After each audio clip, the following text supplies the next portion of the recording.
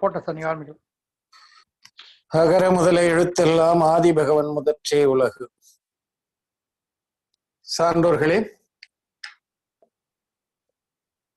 ராமர் கதை ஏறக்குறைய நிறைவு பகுதிக்கு வந்திருக்கிறது. ரவிசேன ஆச்சாரியர் அவர்களால் அருளப்பட்ட பத்ம புராணத்தை ஆதாரமாக கொண்டது இந்த ராமர் கதை, ராமாயணம். பத்ம என்றால் ராமரை குறிக்கக்கூடிய சொல்லாகும். அதை நினைவில் கொள்ள வேண்டும். இந்த கதையில் சீதை காட்டிலே விடப்பட்ட பிறகு அங்கு வஜ்ரஜங்கன் சீதையை பார்த்து, சீதையினுடைய தந்தையாகிய ஜனகனுக்கு அவன் நண்பன், எனவே சீதையை தன்னுடைய இல்லத்திற்கு அழைத்து சென்று அதன் பிறகு அங்கு லவகுசர்கள் பிறப்பதும், பிறகு நாரதர் வாயிலாக ராமர் லட்சுமணர் கதையை அறிந்த பிறகு லவகுஷர் பெற்றோர்கள் மீதே போர் தொடுக்க செல்வது, அதன் பிறகு பெற்றோர்களுக்கு இது நம்முடைய மகன் என்பது தெரிந்தவுடன் அவர்களோடு சேர்வது, பிறகு சீதையை அயோத்திக்கு அழைத்து வந்து அக்னி பரீட்சை செய்வது, அதன் பிறகு சீதை கற்புக்கரசி என்பதை நிரூபித்த பிறகு ராமர் மீண்டும் சீதையிடம் சென்று அரண்மனைக்கு வா என்று அழைப்பது, இவற்றையெல்லாம் நான் பார்த்து விட்டோம். அதன் பிறகு சீதை இதுவரை நான் வாழ்ந்த வாழ்க்கை, அதனால் நான் கற்றுக்கொண்ட பாடம் ஏராளம், இனியும் எனக்கு இந்த புலன் சார்ந்த இன்பங்களில் நாட்டமில்லை, நான் இனி என்னுடைய ஆன்மாவை நோக்கி பயணிக்க இருக்கிறேன் என்பதாக கூறி துறவை மேற்கொள்ள முடிவு செய்து விடுகிறார். இவ்வாறாக சீதை 3 முறை காட்டிற்கு செல்கிறார். முதல் முறை சீதையினுடைய மாமனார் மாமியார் இவர்களை காட்டுக்கு செல்வதற்கு காரணமாக அமைகிறார்கள். அப்பொழுது சீதைக்கு பாதுகாப்பாக காட்டில் ராமர் லக்ஷ்மணர் உடன் இருந்தார்கள். அப்படி இருந்தும் சீதையை ராவணன் அபகரித்து சென்றதை நாம் அறிவோம். எவ்வளவுதான் வல்லமை பெற்றவர்கள் இருந்தாலும் எது நிகழ வேண்டுமோ அது நிகழ்ந்தே தீரும் என்பது இந்த கதை வாயிலாக நாம் தெரிந்து கொள்ளலாம்.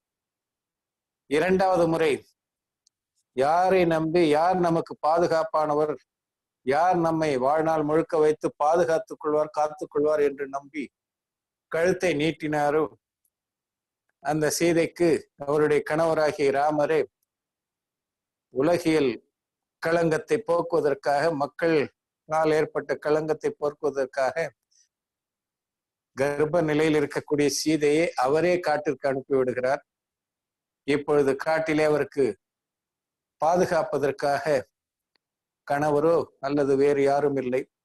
அப்படிப்பட்ட சூழ்நிலையில் ஏதோ ஒரு நல்வினை பயன் காரணமாக அங்கு வஜ்ரஜங்கன் வந்து சீதையை அழைத்து சென்று பிறகு 2 பிள்ளைகளும் பிறக்கின்றார்கள் என்பதை அறிந்தோம்.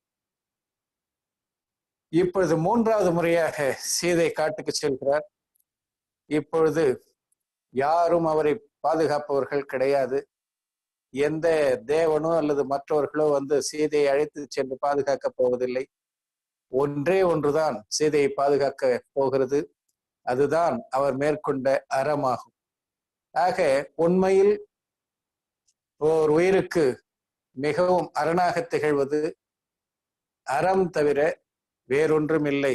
அதுதான் இறுதி வரை உயிருக்கு பாதுகாப்பாக அமையக்கூடியது என்பதை இந்த ராமாயணத்தில் வரக்கூடிய சீதையின் வரலாற்றின் மூலமாக அறிந்து கொள்ள முடிகிறது. இவ்வாறாக ராமாயணம் தொடர்கிறது. இப்பொழுது சீதை துறவை மேற்கொண்ட பிறகு அந்த செய்தியை கேட்டு, துறவை மேற்கொள்ள இருக்கக்கூடிய செய்தியை கேட்டதும் ராமர் மயக்கம் வருகிறார். பிறகு மயக்கம் தெளிந்த பிறகு சீதையை தன் அருகில் காணாமல் மீண்டும் கவலையுற்று இருக்கிறார்.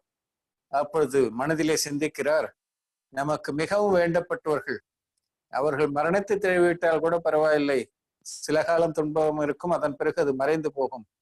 ஆனால் உயிரோடு இருந்து கொண்டே பிரிந்து செல்லும் பொழுதுதான் மிகுந்த வேதனை ஏற்படுகிறது. ஆக உயிரோடு இருந்தும் கூட நமக்கு மிகவும் வேண்டப்பட்டவர்கள் நம் அருகில் இல்லாமல் இருப்பது மனதை துன்புறுத்துகிறது என்றெல்லாம் பலவேறாக ராமர் தனது மனதிலே கவலை கொள்கிறார். இப்படியாக பரேதி மேரி ராணிக்கோ நஹீ தேங்கே தோ மேரா உன்சே யுத்த ஹோகா. அப்பொழுது ராமர் சிந்திக்கிறார், देवों ने सीता की सहायता की, वह तो अच्छा किया, पर अब यदि मेरी रानी को नहीं देंगे तो मेरा उनसे युद्ध होगा. அப்பொழுது அவர் நினைக்கிறார், சீதைக்கு அக்னி பரீட்சையின் போது தேவர்கள் வந்து உதவினார்கள், அது நல்லதுதான்.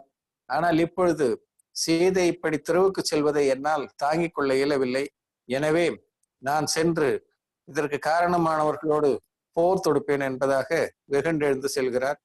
அப்பொழுது லக்ஷ்மணன் எவ்வளவோ கூறுகின்றார், இது சரியல்ல, துறவை மேற்கொள்ள செல்பவர்கள் நாம் அவர்களை வழி அனுப்பி வைப்பதுதான் முறையே தவிர அதற்கு யார் காரணமோ அவர்கள் மீது நாம் கோபப்பட்டு அவர்களோடு போர் புரிவது தகாது என்று சொல்கிறார்.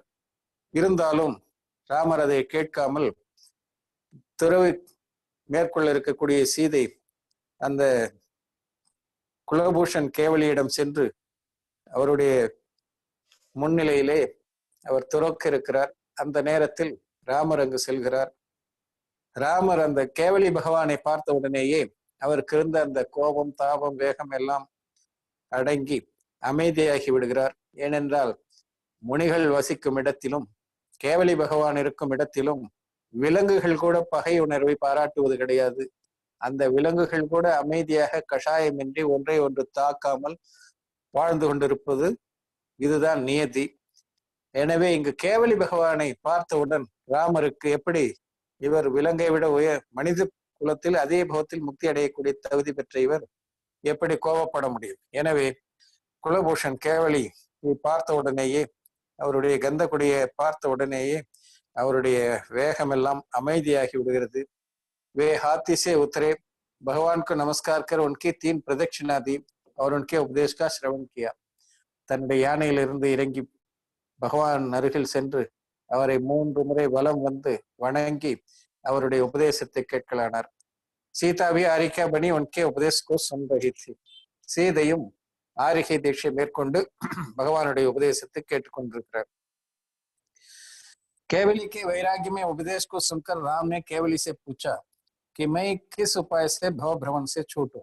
அப்பொழுது ராமர் கேட்கிறார், என்னுடைய மனைவி கூட தீட்சையை மேற்கொண்டு விட்டார்கள், நான் எப்பொழுது தீட்சையை மேற்கொள்வேன்?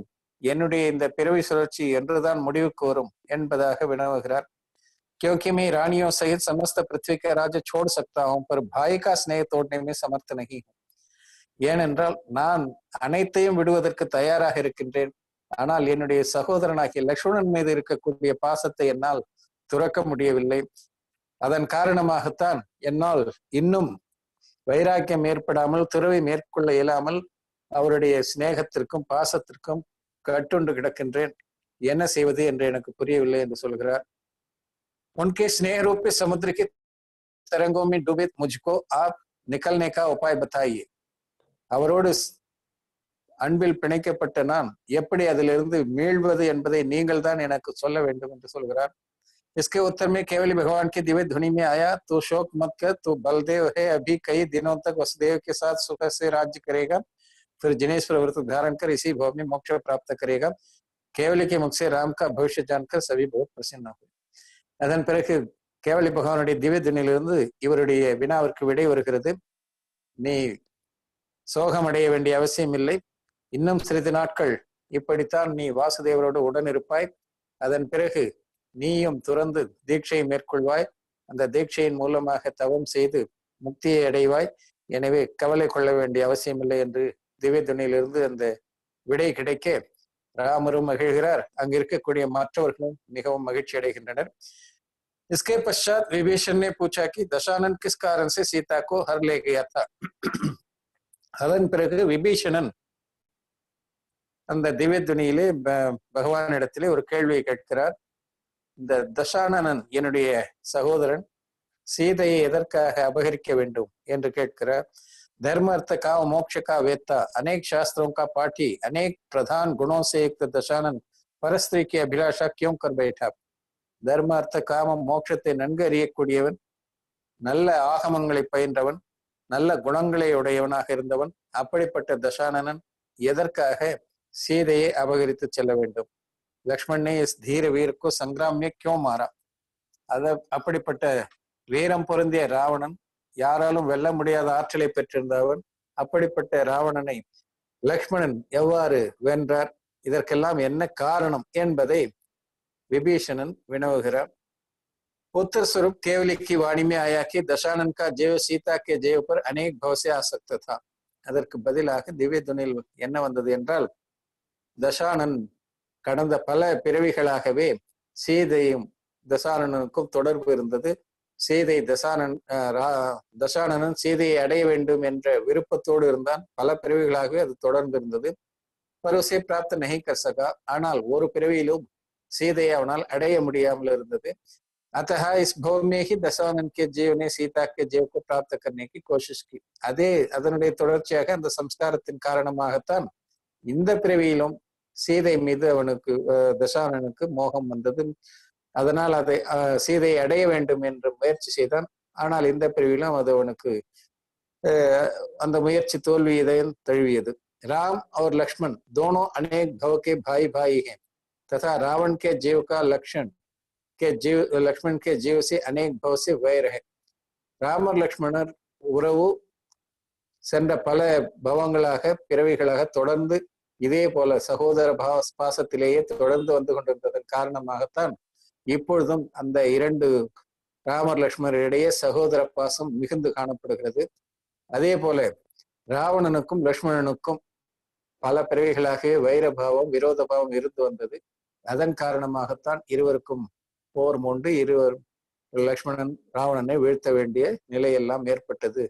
இதெல்லாம் अतः पूर्व के वैर के कारण लक्ष्मण ने दशानन को मारा. सीता ने पूर्व भवी मुनि का अपवाद किया था, अतः उनका अपवाद हुआ.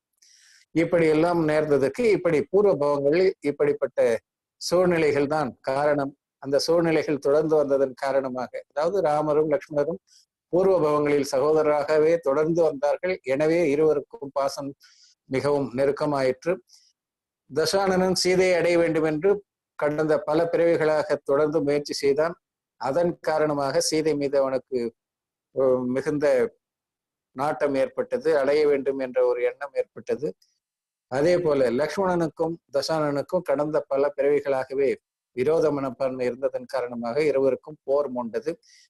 அதே நேரத்தில் சீதை முற்பவத்திலே முனியை நிந்தித்ததன் காரணமாக இந்த பவத்தில் சீதைக்கு இப்படிப்பட்ட ஒரு களங்கம் மக்களால் கற்பிக்கப்பட்டது. ஆக முனி நிந்தையால் ஏற்படக்கூடிய பாவம் மிகப்பெரியது என்றெல்லாம் இப்படி கேவலி பகவான் திவ்ய துணியிலே இதற்கான விடை தரப்பட்டது. केवली के वैराग्यमय उपदेश को सुनकर कृतांत वक्र सेनापति ने राम से कहा कि मैं इस संसार चक्र से पार होना चाहता हूँ, अतः मुझे मुनिव्रत धारण की इच्छा है. राम ने बहुत समझाया कि तुमने कभी दुख नहीं सहे, अब वन की विषम भूमि में कैसे रहोगे, वहां के सुख कैसे सहोगे. तुम शत्रु सेना के ऊंचे शब्द नहीं सह सकते, तुमसे नीच लोगों द्वारा किया गया अपमान कैसे सहन होगा. அப்போது இதையெல்லாம் கேட்டுக்கொண்டிருந்த கிருத்தாந்த வக்ரன் என்று சொல்லக்கூடிய மிக பெரும் மாபெரும் சேனாபதி, முதிர்ச்சியான வயது முதிர்ந்த சேனாபதி, தசரதன் காலத்தில் இருந்து இருக்கக்கூடியவர்.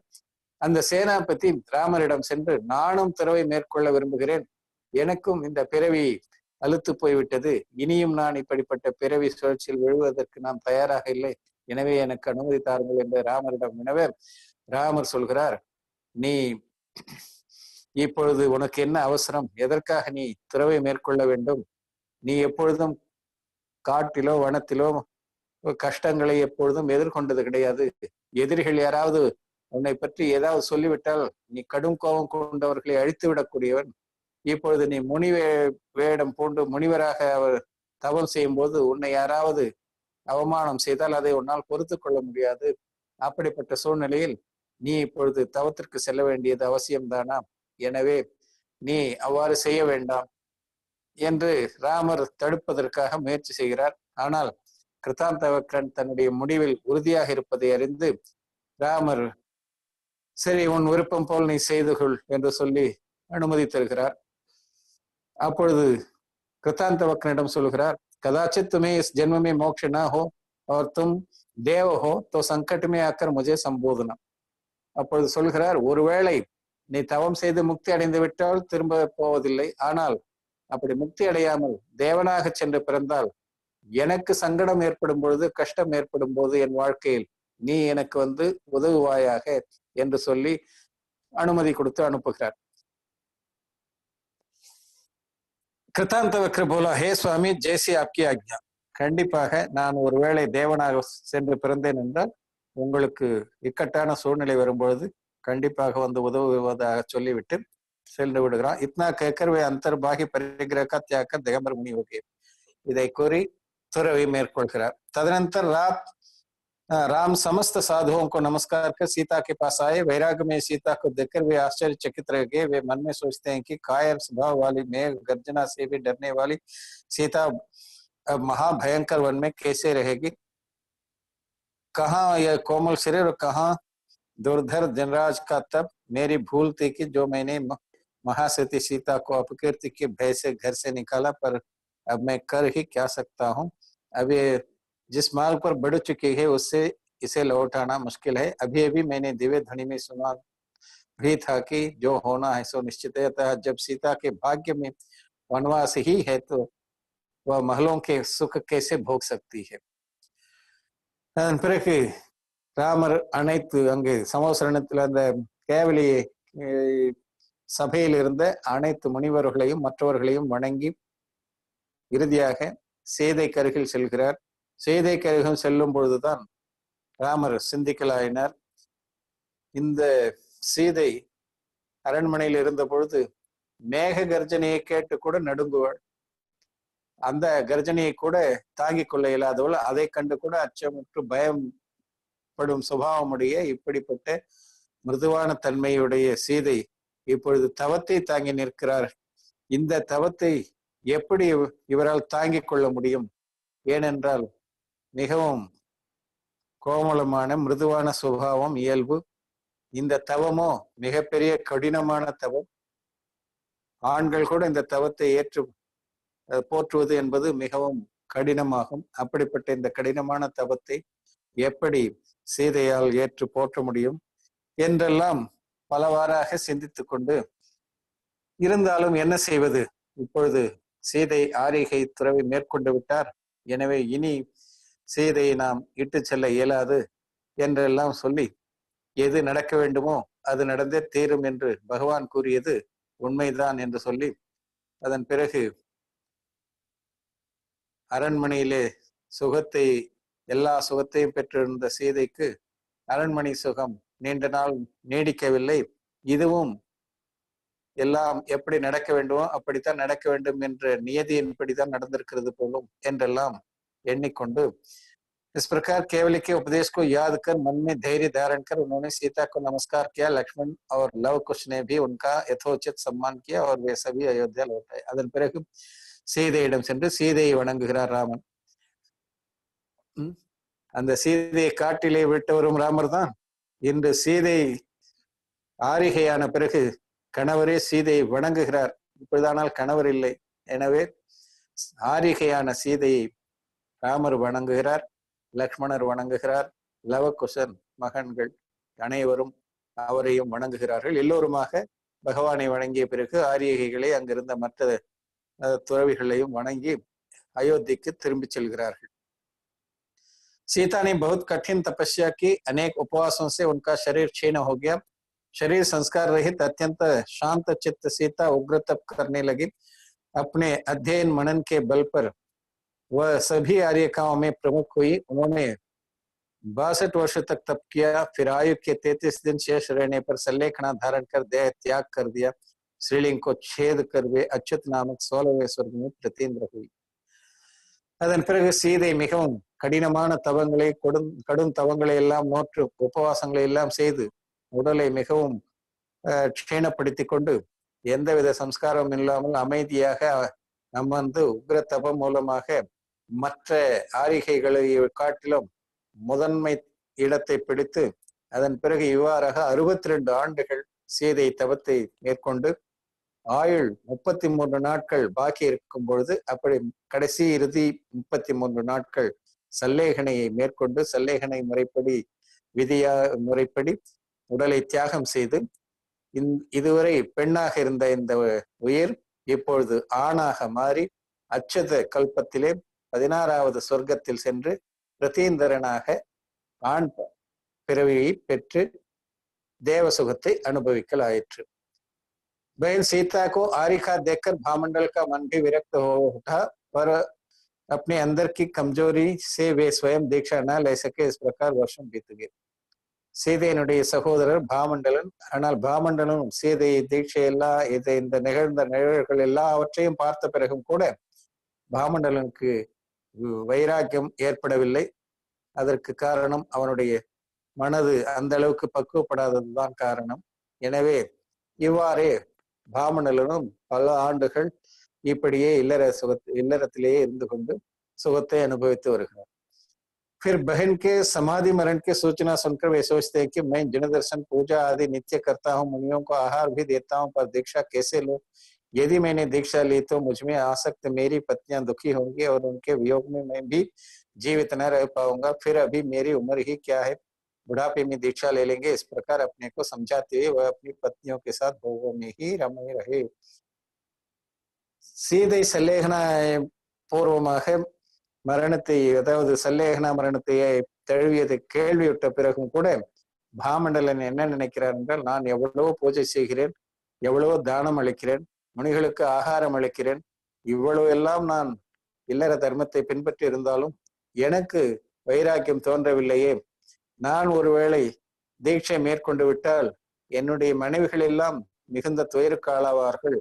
என்னுடைய பிரிவை அவர்களால் தாங்கிக் கொள்ள முடியாது. அதை கண்டு நானும் வருத்தப்படுவேன். என்னுடைய மனோநிலை இன்னும் அப்படிப்பட்ட தைரியத்தோடு தவம் புரியும் நிலைக்கு வரவில்லை என்றெல்லாம் எண்ணிக்கொண்டு பார்க்கலாம், வயோதிக பருவத்திலே நாம் துறவை மேற்கொள்ளலாம், இப்பொழுது ஒன்றும் அவசரப்பட தேவையில்லை என்றெல்லாம் பாமண்டலன் நினைத்துக் கொண்டிருக்கின்றான். एक दिन जब महल के ऊपर सो रहे थे तभी महल पर बिजली गिरी और वे तुरंत मर गए. उत्तम परिणामों के कारण वे उत्तम भोग भोगेंगे. ஒரு நாள் அந்த பாமண்டலன் மாடியில் உறங்கிக் கொண்டிருக்கிறார். மாடியில் உறங்கிக் கொண்டிருந்த பொழுது திடீரென அங்கே இடியுடன் கூடிய காத்து மழை பெய்கிறது. அந்த இடி அந்த அவருடைய மாளிகை மீது விழ அவர் அந்த பாமண்டலன் அந்த இடியாக இறந்து, ஏற்கனவே முனிவர்களுக்கு எல்லோருக்கும் ஆகார தானம் முதலிய தானங்களை அளித்ததாலும் நல்ல இல்லற தர்மத்தை பின்பற்றியதன் காரணமாகவும் அந்த புண்ணிய பலனின் காரணமாக போக பூமியிலே சென்று அந்த பாமண்டலன் பிறக்கிறார். இப்படி பாமண்டலனுடைய கதை இதோடு முடிகிறது. अपनी 1000 स्त्रियों से रमन करते हुए हनुमान ने जब भामंडल के दुखद मृत्यु के समाचार सुने तो वे उद्विग्न हो उठे. ஹனுமான் 1000 மனைவிகளோடு இன்ப சுகத்தை அனுபவித்துக் கொண்டிருந்த பொழுது பாமண்டலனுடைய மரணம் ஹனுமானுக்கு தெரிய வருகிறது. அதை கேட்டவுடனே அவருடைய மனமும் நொந்து போகிறது. अपने मन को शांति प्रदान करने के लिए रानियों सहित वे सुमेर पर्वत पर स्थित जन मंदिरों को दर्शनों के लिए गए. இப்படிப்பட்ட சூழ்நிலையில் நம்முடைய மனதை அமைதிப்படுத்த வேண்டும் என்ற எண்ணத்தில் மனைவிகளை அழைத்து கொண்டு சுமேரு பருவத்தில் இருக்கக்கூடிய ஜினாலயங்களை தரிசிப்பதற்காக செல்கிறார். सुमेर पर्वत पर हनुमान की रानियों ने रत्नों के चूर्ण से माडना माड़ा. फिर सभी ने एक साथ मंदिर में जिनेन्द्र पूजन की. அங்கு சென்ற பிறகு அந்த ஜினாலயத்தை மிகவும் அழகாக ரத்தின பொடிகளால் அழகாக அலங்கரித்து அந்த ஆலயங்களை அனைவருமாக சேர்ந்து பூஜை செய்கிறார்கள். रात्रि में हनुमान आसमान की ओर देख रहे थे कि उन्हें तारा टूटता हुआ दिखाई दिया. இரவு நேரத்திலே ஹனுமான் ஆகாயத்தை பார்த்து கொண்டிருந்த பொழுது ஒரு நட்சத்திரம் எரிந்து கீழே விழுகிறது. जिसे देखकर वे विचारने लगे कि मैं इस विनाशिक राज्य संपदा स्त्री पुत्र आदि में रमा हुआ हूँ, पर यह सब क्षणिक है, कभी भी नष्ट हो सकते हैं. अतः यह उत्तम जैन कुल पाकर मुझे ऐसा करना चाहिए कि जिससे अविनश्वर पद की प्राप्ति हो. அப்பொழுது ஹனுமான் சிந்திக்கிறார், இந்த உலக வாழ்க்கை, இந்த மனைவி மக்கள் எல்லோரும் இதெல்லாம் நிலையற்றது. இந்த நிலையற்ற பொருட்களுக்காக நான் வாழ்ந்து வருவது சரியல்ல. உயர்ந்த ஜெயின குலத்தில் பிறந்தும் கூட இன்னும் நான் புலன்வயப்பட்டு வாழ்வது சரியாக அமையாது. இந்த உடல், இந்த பிறவி, இந்த மனித குலம் என்னை விட்டு பிரிவதற்குள் நான் நல்ல மார்க்கத்தில், முக்தி மார்க்கத்தில் பயணிக்க வேண்டும் என்பதாக சிந்திக்கின்றார் हनुमान। प्रातः काल हनुमान के वैराग्य के समाचार रणवास में पहुंचे तो रानियां विलाप करने लगी। हनुमान ने उन्हें समझाकर शांत किया। समस्त पुत्रों को यथाक्रम राज्य धर्म में लगाकर हनुमान ने धर्म रत्न नामक मुनिराज से जिन दीक्षा ले ली। பொழுது புலர்ந்தது, ஹனுமானுக்கு வைராக்கியம் ஏற்பட்டது। அந்த வைராக்கிய தகவல் அங்கு அரண்மனையில் இருக்கக்கூடிய அனைத்து அரசிகளுக்கும் தெரிவிக்கப்பட்டது।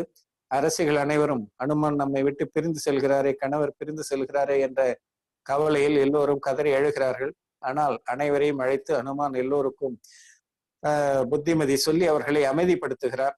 அதன் பிறகு தன்னுடைய மகன்கள் எல்லோருக்கும் யார் யாருக்கு எப்படி அரசாட்சியை ஒப்படைக்க வேண்டுமோ அந்த முறைப்படி அவரவர்களுக்கு உரிய பாகத்தை அளித்து தர்மரத்னர் என்று சொல்லக்கூடிய ஒரு முனிவரிடம் சென்று ஜின தீட்சையை மேற்கொள்கிறார்। ஹனுமான் தீட்சையை மேற்கொள்ளும் பொழுது அவருடன் 700 மற்ற அரசர்களும் முனி தீட்சையை மேற்கொள்கிறார்கள்। அதுபோலவே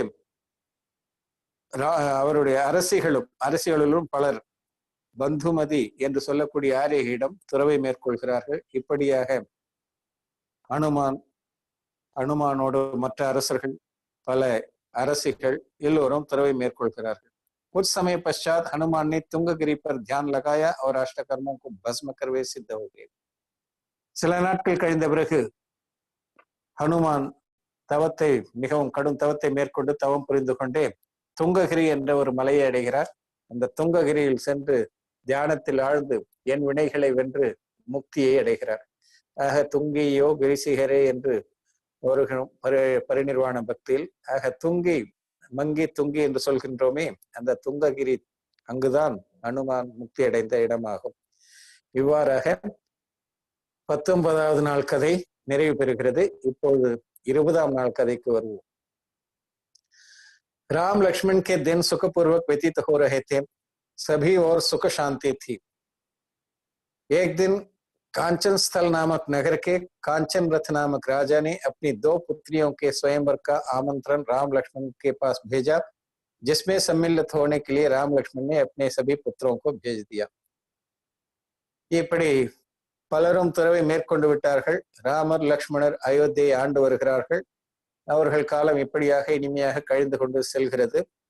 எல்லா இடத்திலும் அமைதியும் சுகமும் நிறைந்து காணப்படுகிறது। ஒரு நாள் காஞ்சனஸ்தல் என்று சொல்லக்கூடிய நகரத்தின் அரசன் காஞ்சனரதன், அவன் தன்னுடைய 2 மகள்களுக்கு சுயம்பரத்தை ஏற்பாடு செய்து அந்த சுயம்பரத்தில் வரும்படியாக ராமர், லக்ஷ்மணருக்கு தகவல் அனுப்புகிறான்। ராமரும் லக்ஷ்மணரும் தன்னுடைய பிள்ளைகளை அந்த சுயம்பரத்திற்கு செல்லும்படியாக பணிக்கிறார்கள்। அதற்கேற்ப ராமர், லக்ஷ்மணருடைய பிள்ளைகள் அனைவரும் அந்த சுயம்பரத்தில் சென்று கலந்து கொள்கிறார்கள்। स्वयंवर में उन दोनों राजकुमारियों में से बड़ी ने लव को तथा छोटी ने कुश को वरण किया। यह देखकर लक्ष्मण की 8 पटरानियों के 8 पुत्रों को छोड़कर शेष 250 पुत्रों को उन कन्याओं पर बहुत गुस्सा आया। அதன் பிறகு அங்கு சுயம்பரம் நடைபெறுகிறது। சுயம்பரத்திலே அந்த அரசனுடைய பெரிய மகள் லவனையும் சிறிய மகள் குஷனையும் தேர்ந்தெடுத்து வரமாலையை அணிவிக்கிறார்கள்। இப்படி அவர்கள் இருவருக்கும் திருமணம் நடைபெறுகிறது, லவனுக்கும் குஷனுக்கும்। இதை பார்த்த லக்ஷ்மணனுடைய 8 பட்டராணிகளுடைய 8 புத்திரர்கள், அந்த புத்திரர்கள் தவிர மீதி இருந்த அந்த சுயம்பர மண்டபத்தில் இருந்த 250 பிள்ளைகள், அவர்களுக்கு இந்த 2 பெண்கள் மீதும் மிகுந்த கோபம் ஏற்படுகிறது। वे सोचने लगे कि हम नारायण के पुत्र हैं, हमने क्या कमी थी जो उन्होंने हमें छोड़कर सीता के पुत्र को वरण किया। அவர்கள் 250 பேரும் என்ன யோசித்தார்கள், நான் அர்த்த சக்கரவர்த்தியாகிய நாராயணன் வாசுதேவனுடைய மகன்கள் நாம், நம்மை விட்டுவிட்டு சீதையினுடைய மகன்களை இவர்கள் தேர்ந்தெடுத்தது தவறு என்பதாக அவர்கள் அந்த பிள்ளைகள் அனைவரும் கருதுகிறார்கள்। चलो आक्रमण करते हैं। अपने भाइयों को युद्ध के लिए उत्सुक देखकर 8 बड़े भाइयों ने उन्हें समझाकर शांत किया। அப்போது அந்த 250 பேரும் போருக்காக தயாராகிறார்கள்। அதை கண்ட இந்த 8 மூத்த மகன்களும் அவர்களை அமைதிப்படுத்துகிறார்கள்। स्त्रियों के लिए भाइयों में झगड़ा देखकर उन 8 कुमारों को वैराग्य हो गया और राम लक्ष्मण की आज्ञा लेकर उन्होंने जैनेश्वरी दीक्षा ले ली. இப்படி அந்த மூத்த பிள்ளைகள் 8 பேரும், பட்டராணியினுடைய மூத்த பிள்ளைகள் 8 பேரும் இந்த 250 பெயர்களை, சகோதரர்களை அமைதிப்படுத்தி, நீங்கள் இப்படி செய்வது சிறிதும் சரியல்ல, நியாயமல்ல என்றெல்லாம் அவர்களுக்கு நல்லதை எடுத்து கூறி அந்த போரை தவிர்த்தார்கள். அதன் பிறகு எல்லோரும் அயோத்திக்கு திரும்பி விடுகிறார்கள். ஆனால் அந்த 8 மூத்த மகன்களும் ஒரு பெண்ணிற்காக இப்படி நம்முடைய சகோதரர்கள் போர் தொடுக்கும் நிலைக்கு சென்று விட்டார்களே என்று கருதி அவர்களுக்கு வைராக்கியம் ஏற்படுகிறது. வைராக்கியம் ஏற்பட்டவுடன் ராமர் லட்சுமணரிடம் சென்று அதற்கான அனுமதியை பெற்று दीक्षाயை மேற்கொண்டு விடுகிறார்கள். वे अंतर्बाह्य परिग्रह का त्याग कर विधि पूर्वक क्रिया समिति का पालन करते हुए विहार करने लगे और कुछ दिन पश्चात आत्मलीनता की दशा में शुभाशुभ कर्मों का नाश कर अनंत सुख सिद्ध पद को प्राप्त हुई. அந்த 8 மூத்த குமாரர்களும், லட்சுமணனுடைய 8 மூத்த குமாரர்களும் துறவை மேற்கொண்டு அனைத்து குணங்களையும் 28 மூல குணங்கள் அனைத்தையும் பின்பற்றி முறையாக ஆன்மாவில் ஆழ்ந்து என் வினைகளையும் வென்று सिद्ध நிலையை அடைகிறார்கள், मोक्षத்தை அடைகிறார்கள். राम और लक्ष्मण ने जब हनुमान व अष्टक कुमारों के वैराग्य के बारे में सुना तो राम हंसकर बोले, इन लोगों ने मनुष्य भोग में क्या सुख भोगे, इस छोटी अवस्था में उपलब्ध भोग तजकर योग धारण करने का क्या औचित्य है. इस प्रकार विचार करते हुए राम संसार के सुख भोगते हुए लक्ष्मण के साथ न्याय सहित राज्य करते रहे. இதையெல்லாம் பார்த்தும் கூட ராமருக்கு வைராக்கியம் ஏற்படவில்லை. ராமர் என்ன எண்ணுகிறார், இந்த சிறிய வயதில் எந்தவித இன்பத்தையும் நுகராமல் இந்த 8 தீட்சை மேற்கொண்டார்களே, உண்மையிலேயே இது துறவுக்கு ஏற்ற வயது தானா, எதற்காக இப்படி அவசரப்பட்டு துறவை மேற்கொண்டார்கள், இப்படி செய்திருக்க வேண்டிய அவசியம் இல்லை என்றெல்லாம் இப்படித்தான் ராமர் சிந்திக்கிறார். அப்படி சிந்தித்தவாறு லட்சுமணரோடு ஒன்று சேர்ந்து அரசாட்சியை மேற்கொண்டு அந்த அரச சுகத்தை அனுபவித்து வருகிறார்.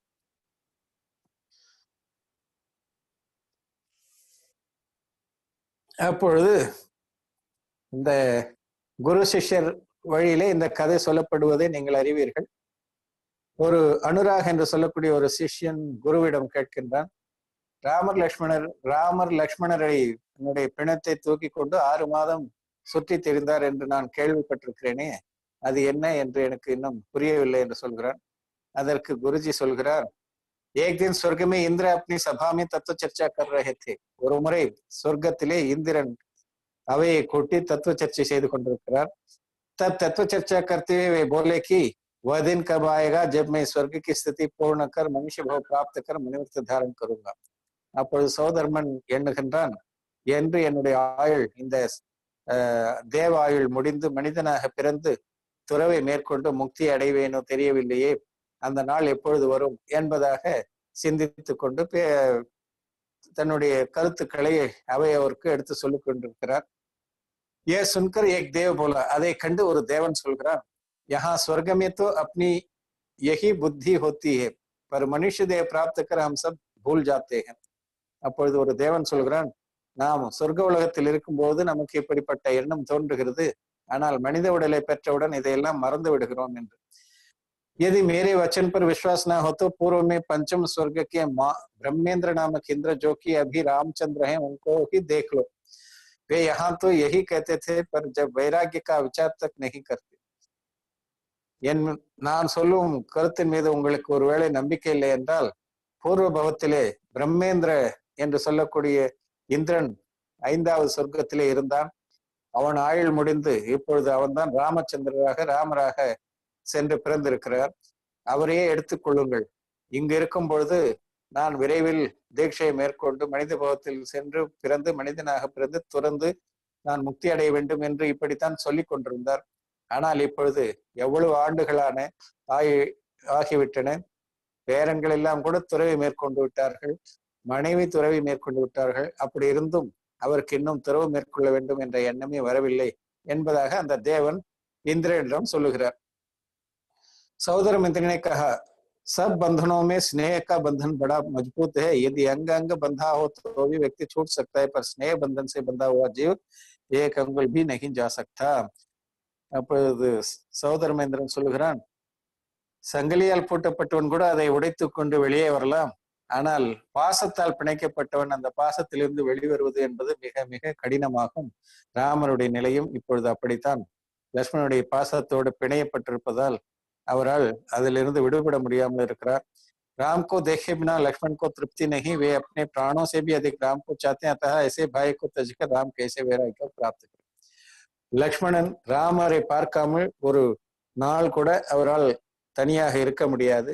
அவ்வளவு அன்பையும் பாசத்தையும் லக்ஷ்மணர் ராமர் மீது கொண்டிருக்கிறார். அப்படி இருக்கும் பட்சத்தில் அப்படிப்பட்ட ஒரு சகோதரனை பிரிந்து இவர் எப்படி துறவை மேற்கொள்ள முடியும் என்றெல்லாம் சகோதரமன் மற்ற தேவர்களுக்கு சொல்கிறார். ஏ வார்த்தா सुनकर सभा में उपस्थित रत्नचूल और मृगचूल नामक देवों ने सोचा कि हम चलकर उन दोनों की परीक्षा ले. அப்பொழுது இதையெல்லாம் கேட்டுக்கொண்டிருக்கின்ற அந்த தேவ அவையிலே ரத்னச்சூலன் மிருகச்சூலன் என்ற 2 தேவர்கள் நாம் சென்று அவர்களுடைய பாசத்தை சோதிக்கலாம் என்பதாக நினைத்து கொண்டு அவர்கள் வருகிறார்கள். அப்படி என்ன அவர்கள் இருவருக்கும் பாசம் என்பதை சோதிப்பதற்கு வருகிறார்கள். देखें कि जो भाई राम से एक दिन भी जुदा नहीं रह सकता वह राम का मरण सुनकर क्या करता है, शोक में विफल नारायण की चेष्टा क्या होती है.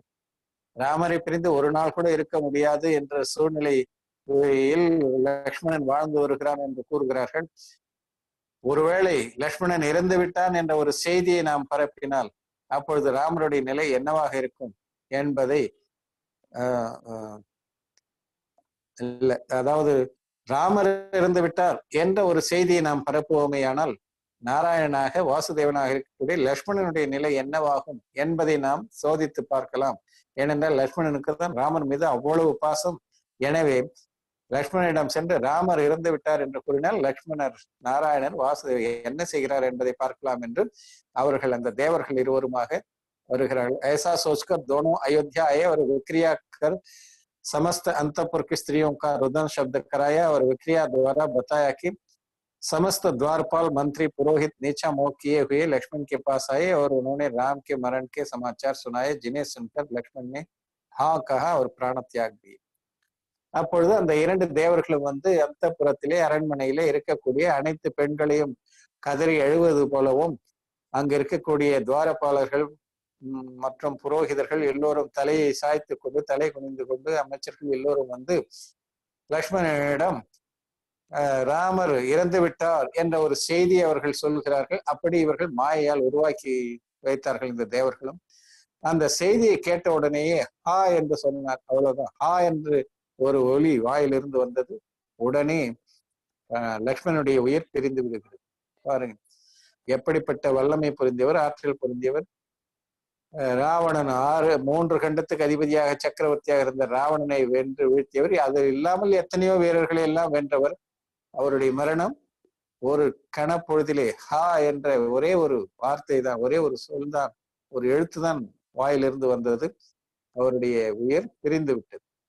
ஆக எப்படிப்பட்ட ஆற்றல் படைத்தவர்களாக இருந்தாலும் ஆயுள் வினை முடிந்து விட்டால் அந்த உயிர் உடலில் தங்காது, அந்த உயிர் பிரிந்தே தீரும். ஆகையினால் உடல் வலிமையால் உயிர் எப்பொழுதும் நீடித்திருக்கும், நீண்ட நாள் உயிர் வாழலாம் என்றெல்லாம் நினைப்பது அது இயலாது என்பதை இந்த நிகழ்வு காட்டுகிறது. ஆக யாருக்கு வேண்டுமானாலும் எப்பொழுது வேண்டுமானாலும் ஆயுள் வினை முடிவுக்கு வரலாம். ஆயுள் எந்த அளவுக்கு கட்டி இருக்குதோ அந்த அளவுக்கு தான் இருக்கும். அது முடிந்தவுடனே உடலை விட்டு உயிர் பிரிவது என்பது உறுதியாக்கப்பட்டது, வகுக்கப்பட்ட ஒன்றாகும். ஆக நல்ல நிலையில் எந்தவித உடல் நல குறைவும் இல்லை, தவம் தாங்கி நிற்கவில்லை, உபவாசம் இல்லை, ஒன்றும் இல்லை. ஆனால் உயிர் பிரிந்து விட்டது. ஏ தேக்கர் தோனோ தேவ் கபடாகே. இவர்கள் பரிசோதிப்பதற்காக வந்தார்கள். இவருடைய ரியாக்ஷன், லக்ஷ்மணனுடைய ரியாக்ஷன் என்ன என்பதை பார்ப்பதற்காக வந்தார்கள். ஆனால் இப்படி லக்ஷ்மணன் இறந்து விடுவார் என்று அவர்கள் சிறிதும் சிந்திக்கவில்லை. சற்றும் இப்படி நேரும் என்பதை அவர்கள் கனவிலும் நினைக்கவில்லை. ஆனால் இறந்து விட்டதை பார்த்தவுடனே அந்த தேவர்கள் இருவருக்கும் மிகுந்த பயம் ஏற்படுகிறது. லக்ஷ்மணனுக்கு ஜிலானிக்கா காஃபி பிரயாஸ் கியா. எவ்வளவோ முயற்சி செய்கிறார்கள். மாறு வேடத்தில் இருக்கிறார் தேவர்கள் என்று யாருக்கும் தெரியாது. लक्ष्मण ने उयर्पिप्पदற்காக எவ்வளவு முயற்சி செய்கிறார்கள். पर बाद में ये सोचकर कि इनकी मृत्यु इसी निमित्त से होनी होगी, अपने आप को संतोष दिलाकर चलेगी. அதன் பிறகு இவருக்கு இப்படித்தான் மரணம் ஏற்பட வேண்டும் என்று முடிவு செய்யப்பட்டிருக்கிறது. அந்த அவதி ஞானத்தால் அவர்கள் தெரிந்து கொள்கிறார்கள். அதன் பிறகு வேறு வழியின்றி அவர்கள் அங்கிருந்து சென்று விடுகிறார்கள். जब यह खबर रणवास में पहुंची तो रानियों ने सोचा कि उनके पति ने किसी बात पर नाराज होकर यह सब अपनी दिव्य माया से किया है, अतः वे सभी उन्हें अनेक प्रकार से मनाने का प्रयास करने लगे. இந்த செய்தி அரண்மனையில் உள்ள மற்ற தேவிகளுக்கெல்லாம் எப்பொழுது அந்த அரசிகளுக்கெல்லாம் இந்த தகவல் சென்றடைந்த போது அவர்களெல்லாம் என்ன நினைக்கிறார்கள் என்றால், நம்முடைய கணவர் லக்ஷ்மணன் நன்கு ஆரோக்கியமாக இருக்கக்கூடியவர், அவருக்கு எந்தவித இப்பொழுது எதிரியும் இல்லை, போர் இல்லை, ஒன்றும் இல்லை. அப்படி இருக்கும் பொழுது அவர் ஏதோ ஒரு வித்தையில் சித்தி ஏதோ செய்து நம்ம எல்லாம் மாயையால் இப்படிப்பட்ட ஒரு தனக்குத்தானே இப்படிப்பட்ட ஒரு சூழ்நிலையை உருவாக்கி கொண்டிருக்கிறார். நம்ம எல்லாம் இது ஒரு அவருடைய விளையாட்டாக இருக்கலாம், அல்லது நம் மீது கோபப்பட்டு அப்படி செய்திருக்கலாம் என்றெல்லாம் அவர்கள் அப்படித்தான் நினைக்கிறார்களே தவிர யாருமே இவர் இறந்து விட்டார் என்று யாரும் நம்புவதற்கு தயாராக இல்லை. बहुत देर के पश्चात जब लक्ष्मण वैसे ही रहे तो उन्हें संशय होने लगा. நீண்ட நேரம் வரை லக்ஷ்மணன் அவ்வாறே கிடப்பதை பார்த்த போதுதான் மெல்ல மெல்ல அவர்களுக்கு சந்தேகம் வருகிறது. உண்மையிலேயே இது நம் மீது இருக்கக்கூடிய கோபத்தால் அப்படி செய்யவில்லை போலும், உண்மையிலேயே இவர் இறந்துதான் விட்டாரோ என்றெல்லாம் அப்பொழுது நினைக்க தோன்றியது அவர்களுக்கு. நீண்ட நேரம் வரை ஒன்றுமே பதிலே இல்லாமல் இருந்ததால் அப்படிப்பட்ட சந்தேகம் அவர்களுக்கு வந்தது. प्रतिहारी से सब समाचार सुनकर राम भी सभी मंत्रियों के साथ वहां आए. அப்பொழுது இறந்துதான் இருப்பார் என்ற செய்தியை ராமனுக்கும் தகவல் அனுப்பி தெரிவிக்கிறார்கள். அதன் பிறகு ராமரும் அங்கு வருகிறார். यद्यपि वे लक्ष्मण में मृतक के सभी चिन्ह देख रहे थे, फिर भी स्नेहवश उसे जीवित ही समझ रहे थे. ராமரும் வருகிறார், பார்க்கிறார், இறந்து போனதற்கு உண்டான அடையாளங்கள் எல்லாம் தெரிகின்றன. அப்படி இருந்தாலும் அவரால் அதை ஏற்க இயலவில்லை. நன்றாக இருந்தவர் எப்படி இப்படி இருந்திருக்க முடியும்? எனவே அவர் மீது இருக்கக்கூடிய பாசத்தின் காரணமாக ராமரால் அதை ஏற்க முடியவில்லை. पीला मुख शिथिल शरीर एवं समस्त चेष्टाओं से रहित लक्ष्मण को देखकर वे कहते हैं कि तुम्हें कहीं चोट भी नहीं, फिर इस प्रकार अचित से पड़े क्यों हो? உனக்கு எங்கும் காயப்படவில்லை, எங்கும் எதுவும் ஆயுதங்களால் தாக்கப்படவில்லை. அப்படி இருக்கும் பொழுது நீ ஏன் இப்படி ஜடம் போல வீழ்ந்து கிடக்கின்றாய்? உட்தே கியோ நகி, ஏன் எழுந்திருக்க மாட்டாய்? உठो आंखें खोलो, எழுந்திரு, கண்ணை தர. देखो तुम्हारी ये दशा देखकर सभी लोग कितने विफल हो रहे हैं. உன்னுடைய இந்த நிலைமையை கண்டு எல்லோரும் எவ்வளவு கவலை அடைந்திருக்கிறார்கள் பார், எழுந்திரு. ऐसे तो तुम कभी नहीं रूठे, இப்படி நீ எப்பொழுதுமே எங்களிடம் நடந்து கொண்டது கிடையாது, எங்களிடம் கோபப்பட்டது கிடையாது. आज क्यों हम सबको व्याकुल करने की कटिबद्ध हो रहे हो? இன்று ஏன் இப்படி நீ எங்களை இப்படி எல்லாம் வருத்தம் அடைய செய்கின்றாய்? அதற்காக ஏன் இப்படி எல்லாம் செய்கின்றாய் என்றெல்லாம் பலவாறாக ராமர் லக்ஷ்மணனை பார்த்து பார்த்து சொல்லிக் கொண்டிருக்கிறார். அரே பாய், तुम जो कहोगे हम सब वही करने को तैयार है, हम देर न करो, जगत को व्यर्थ का तमाशा मत दिखाओ, उठो, जल्दी उठो. नाना प्रकार से उलाहना देते हुए उन्होंने शीघ्र ही कुशल வைத்தியம் को बुलवाया. அதன் பிறகு சொல்கிறார், நீ நீண்ட நேரம் இப்படி எங்களுக்கு விளையாட்டை காட்டாதே, சீக்கிரமாக எழுந்திரு. எல்லோரும் உன்னை சுற்றி அமர்ந்திருக்கிறார்கள், எங்களால் இனியும் தாங்கிக் கொள்ள முடியாது, விரைவாக எழுந்து எங்களை எல்லாம் மகிழ்விப்பாயாக என்று பல விதமாக ராமரும் எடுத்து கூறியவாறு வைத்தியர்களையும் அழைக்கின்றார். வைத்தியர்கள் எல்லோரையும் அழைத்து வாருங்கள், என்ன ஆயிற்று என்று பார்க்கலாம் என்று. जब उन्होंने समुचित परीक्षा कर उन्होंने मृतक घोषित कर दिया तो राम बेहोश हो गए, अंतपुर में शोक की लहर फैल गई. வைத்தியர்கள் மருத்துவர்கள் எல்லோரும் வந்து லக்ஷ்மணனை நன்றாக ஆராய்ந்து இறுதியில் எல்லோருமே ஒரே முடிவுக்கு தான் வருகிறார்கள். லக்ஷ்மணன் இப்பொழுது உயிரோடு இல்லை, லக்ஷ்மணன் இறந்து விட்டார் என்பதை மருத்துவர்கள் சொல்ல கேட்டு ராமர் மயக்கம் அடைகிறார். அந்த புறத்திலே எல்லோரும் கதறி அழ ஆரம்பித்து விட்டார்கள். जब लवकुश ने विद्याधरों से भी न जीते जाने वाले वासुदेव को भी पल भर में काल का ग्रास बनते देखा तो तुरंत ही इस विनश्वर राज संपदा का त्याग कर महेंद्रोदय उद्यान में जाकर अमृतेश्वर मुनिराज दीक्षित हो गए. அப்பொழுது லவகுஷர்கள் இதை காண்கிறார்கள். யாராலும் வெற்றி கொள்ள முடியாத வாசுதேவர் ஒரு கணப்பொழுதிலே இப்படி மரணத்தை தழுவிவிட்டார். எனவே இந்த வாழ்க்கை நிலையற்றது என்றெல்லாம் எண்ணியவாறு அவர்கள் மகேந்திரோதய உத்தியானத்திலே சென்று அமிர்தேஸ்வரர் என்று சொல்லக்கூடிய முனிவரிடம் தீட்சை மேற்கொண்டு விடுகிறார்கள். राम को तो किसी बात की चिंता ही नहीं थी। वे लक्ष्मण के शरीर के साथ ही रहते, उसे राम एक क्षण को भी नहीं छोड़ते और उस शरीर से नाना प्रकार की बातें करते, उलाहना देते कि तूने आज तक मेरी आज्ञा भंग नहीं की, फिर आज क्यों मेरी बात नहीं सुनता, मुझसे बोलता क्यों नहीं, जल्दी उठो, मेरे पुत्र वन को गए, दूर नहीं है, चलो हम उन्हें लौटा लाए। अरे उठते क्यों नहीं, चलो उठो, अब जिन दर्शन करने जाना है, अब मुनियों का आहार का समय है। इस प्रकार प्रतिदिन की दिनचर्या की बातें करते रहते, रात में अपनी बाहों में लेकर सोते, उठने पर पुरानी बातों को दोहराते हुए नाना प्रकार से विलाप करते। அப்பொழுது லவகுஷர்கள் துறவை மேற்கொண்டார்கள். அப்பொழுதும் ராமருக்கு அதை பற்றி எல்லாம் கவலை இல்லை. இவர் லக்ஷ்மணனை தன்னுடைய மடியிலே அமர்த்தி கொண்டு, நீ ஏன் இப்படி எல்லாம் செய்கின்றாய்? இதுவரை நீ என்னுடைய ஆணையை மீறி எதுவும் செயல்பட்டது கிடையாது. நான் எழு என்றால் எழுந்திருப்பாய், அமரு என்றால் அமர்ந்து விடுவாய்.